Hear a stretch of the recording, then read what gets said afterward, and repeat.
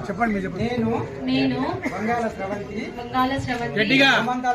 హోమందాలపల్లి గ్రామ పంచాయతీకి సర్పంచిగా ఎన్నికైనాను. నేను శాసనం ద్వారా ఏర్పాటు చేయబడిన భారత రాజ్యాంగానికి నిజమైన విధేయత కలిగి ఉంటానని భారతదేశ సార్వభౌమత్వం మరియు ఏకత్వాన్ని కాపాడుతానని తెలంగాణ పంచాయతీరాజ్ చట్టం 2018 మరియు దాని కింద రూపొందించిన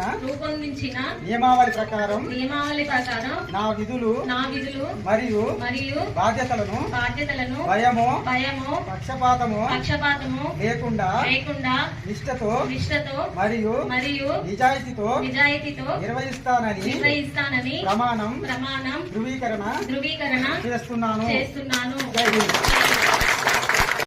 సర్పంచిగా ఎన్నికైన నేను శాసనం ద్వారా ఏర్పాటు చేయబడిన భారత రాజ్యాంగానికి నిజమైన విధేయత కలిగి ఉంటానని భారతదేశ